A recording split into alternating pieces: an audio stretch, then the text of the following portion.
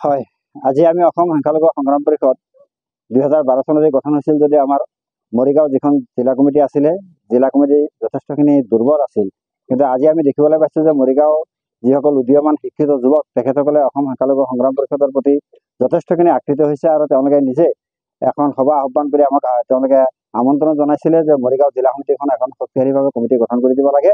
আৰু সেই উদ্দেশ্যৰে আজি আমি ইয়াত আহি উপস্থিত হৈছোঁ আৰু ইয়াত যথেষ্ট ৰাইজৰ উপস্থিতি আজি আমাৰ জিলা সমিতিখন গঠন কৰা হ'ব। ৰাইজৰ যথেষ্ট আমি সঁহাৰি পাইছোঁ আৰু যিসকল উদ্যোক্তা গোষ্ঠী আছে তেখেতসকলে যথেষ্ট পৰিশ্ৰম কৰিছে আৰু দেখা পাইছোঁ ইয়াত যিখিনি ল'ৰা গোট খাইছে অধিক সংখ্যক শিক্ষিত উদীয়মান যুৱক আৰু তেওঁলোকৰ জাতিৰ প্ৰতি তেওঁলোকৰ দায়বদ্ধতা আছে, যথেষ্ট জাতীয় চেতনা আছে। মই নিজে আপ্লুত হৈছোঁ যে এনেকুৱা এখন ঠাইত সংখ্যালঘু প্ৰতি মানুহৰ যিটো চাহিদা, যিটো চেতনা, সেইটো সাংঘাতিক ধৰণে ইয়াত মই দেখিবলৈ পাইছোঁ। গতিকে উদ্যোক্তা গোষ্ঠীক মই ধন্যবাদ জ্ঞাপন কৰিছোঁ। বৰ্তমান অসমৰ যিটো সাম্প্ৰতিক পৰিস্থিতি, এই পৰিস্থিতিত অসমৰ সংখ্যালঘু জনসাধাৰণ জীয়াই থাকিব লাগিলে তেওঁলোকৰ সংগ্ৰামৰ অবিহনে তেওঁলোকৰ কোনো ধৰণৰ গত্যন্তৰ নাই। আজি অসমত বিজেপি চৰকাৰ শাসনকালত অহাৰ পিছৰ পৰাই সংখ্যালঘুসকলৰ ওপৰত যি ধৰণৰ অত্যাচাৰ উৎপীড়ন তেওঁলোকে আৰম্ভ কৰিছে, এই অত্যাচাৰ উৎপীড়নৰ পৰা যদি পৰিত্ৰাণ পাব লাগে তেনে আন্দোলন গঢ়ি তুলিছে। সেই আন্দোলন ফুটুকাৰ ফেনত পৰিণত হ'ব, এই কথাটো স্পষ্ট। আৰু হিমন্ত বিশ্ব শৰ্মা চৰকাৰে এই শৃংখল চলিহাৰ আন্দোলন যে উচতনি যোগাইছে, এই কথাটো আজি অসমৰ মানুহে বুজি পাইছে। মই অসমৰ মুছলমান ভাইসকলক মই এটাই আহ্বান জনাম যে হিমন্ত বিশ্ব শৰ্মা ডাঙৰীয়াই যিমানে উচতনি নিদিয়ক কিয় বা শৃংখল চলিহাহঁতৰ নিচিনা মানুহে যিমানে সংখ্যালঘু মুছলমানসকলক টাৰ্গেট কৰি উচতনি নিদিয়ক কিয়, সংখ্যালঘু মুছলমানসকল কেতিয়াও উত্তেজিত হ'ব নালাগে, তেওঁলোকক কোনো ধৰণৰ সংঘাতত জড়িত হ'ব নালাগে। তেওঁলোকৰ আচল উদ্দেশ্য হৈছে যে তেওঁলোকে আমাক সংঘাতত জড়িত কৰি বিজেপিৰ পথ প্ৰশস্ত কৰা। এই কথাত আমি কেতিয়াও একমত নহওঁ বা হিমন্ত বিশ্ব শৰ্মা ডাঙৰীয়াক আমি কেতিয়াও সফল হ'বলৈ নিদিওঁ, এইটো আমাৰ স্পষ্ট কথা। এই সন্দৰ্ভত আমি সংখ্যালঘু সংগ্ৰাম পৰিষদে ইতিমধ্যে শৃংখল চলিহাৰ যে এনেকুৱা আইন হাতত তুলি লোৱাৰ যিটো সংকাৰ দিছে আৰু এই সন্দৰ্ভত আমি আৰক্ষী সঞ্চালক প্ৰধান মহোদয়ক আমি তেওঁক গ্ৰেপ্তাৰ কৰিবলৈ আমি আহ্বান জনাইছোঁ। কিন্তু অতিকৈ দুৰ্ভাগ্যৰ বিষয়, যিটো ঠাইত এটা পৰিস্থিতি বেয়া হৈছিল আৰু যিটো ঠাইত আপোনাৰ বিশেষকৈ আমাৰ সংখ্যালঘু মুছলমান মানুহখিনি ওলাই আহিবলৈ সক্ষম হোৱা নাছিল আৰু সেই স্থানতে গৈ যেতিয়া আপোনাৰ বন্দুক হাতত তুলি লোৱাৰ এটা সংকাৰ দিছিল, তাৰ পিছত আমি দেখিছোঁ প্ৰায় 90% মানুহ ভয়তে তাৰ পৰা বিভিন্ন ঠাইত হস্তান্তৰ হ'ব লগা হৈছে, ছত্ৰভংগ হৈছে।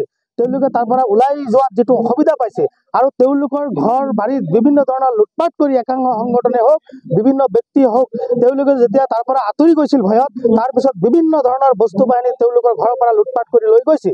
যে এনেকুৱা যিটো গণতান্ত্ৰিকভাৱে বা বিভিন্ন ধৰণৰ ভয় ভাবুকি শৃংখল চলিহাই দি আহিছে, তাৰ বিৰুদ্ধে আমি বিভিন্ন সময়ত সংখ্যালঘু সংগ্ৰাম পৰিষদে আমি তীব্ৰভাৱে গৰিহণা দিছোঁ আৰু দীক্ষাৰ জনাইছোঁ। আৰু একে সময়তে আমি আৰক্ষী সঞ্চালক মহোদয়ক আমি আৰক্ষীক গ্ৰেপ্তাৰ কৰিবলৈ আমি দাবী উত্থাপন কৰিছোঁ। কিন্তু আচলতে মুখ্যমন্ত্ৰী মহোদয়ৰ নিৰ্দেশত যে শৃংখল চলিহা নামৰ এই কোম্পানীটোৱে গোটেই অসমত এটা সংঘাত লগাব বিচাৰিছে, এই কথাটো ইতিমধ্যে আমি গম পাইছোঁ। কাৰণ আমি বিশেষকৈ সংখ্যালঘু সংগঠনসমূহে যদি কিবা গণতান্ত্ৰিকভাৱে কথা কওঁ, কিন্তু অসম আৰক্ষীয়ে তেওঁলোকে আমাক মাতি নি পেলাই আইনী ব্যৱস্থা গ্ৰহণ কৰে, তেনে সময়ত আমি দেখিছোঁ শৃংখল চলিহা নামৰ এই ব্যক্তিজনে যদি কোনোবা ঠাইত অশৃংখলা পৰিৱেশ সৃষ্টি কৰে, কিন্তু অসম আৰক্ষীয়ে শৃংখল চলিহাৰ বিৰুদ্ধে আইনীগত ব্যৱস্থা গ্ৰহণ কৰিবলৈ সক্ষম হোৱা নাই। এই ক্ষেত্ৰত অসম আৰক্ষী সম্পূৰ্ণভাৱে ব্যৰ্থ হৈছে আৰু শৃংখল চলিহাক যে মুখ্যমন্ত্ৰী ডাঙৰীয়াই গোটেই অসমত এটা বিশৃংখলা কৰিবলৈ সৃষ্টি কৰিছে, এই কথাটো ইতিমধ্যে আমাৰ এটা দৃষ্টি আকৰ্ষণ হৈছে। গতিকে আমি কচুতলিত উচ্ছেদ কৰিছে, আমি কথা হ'ল উচ্ছেদৰ বিৰোধিতা আমি কেতিয়াও কৰা নাই আৰু নকৰোঁ, কিন্তু উচ্ছেদ কৰাৰ আগমুহূৰ্তত ধুনীয়াকৈ প্ৰক্ৰিয়া এটা আৰম্ভ কৰি আৰু সেই মানুহখিনি কোনো ঠাইত হস্তান্তৰ কৰি, সেই মানুহখিনি কোনো ঠাইত ভূমি দিয়াৰ ব্যৱস্থা কৰি, সংস্থাপনৰ ব্যৱস্থা কৰি, তেওঁলোকৰ বিভিন্ন ধৰণৰ চৰকাৰী সা সুবিধা দি পেলাই উচ্ছেদ কৰক। তেনে উচ্ছেদক আমি সংখ্যালঘু সংগ্ৰাম পৰিষদে সদায় সমৰ্থন জনাম।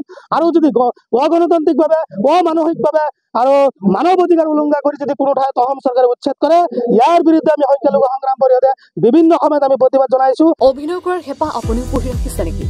আপোনাৰ অভিনয় কৰাৰ অভিজ্ঞতা নাই? কোনো কথা নাই, আপোনাৰ বাবে আহিছে সোণালী সুযোগ। 29 ছেপ্টেম্বৰত দিনৰ 9 বজাৰ পৰা নিশা 8 বজালৈ বলিউড তথা হলিউডৰ চিনেমাৰ বাবে অডিশ্যন হ'বলৈ গৈ আছে গুৱাহাটীৰ কাহিলীপাৰাস্থিত জ্যোতি চিত্ৰবনত। 5 বছৰ বয়সৰ পৰা 17 বছৰ ব্যক্তিয়ে কৰিব পাৰিব অংশগ্ৰহণ। পঞ্জীয়ন হ'ব বিনামূলীয়া, নিৰ্দিষ্ট ৱেবছাইটত কৰিব পাৰিব আবেদন।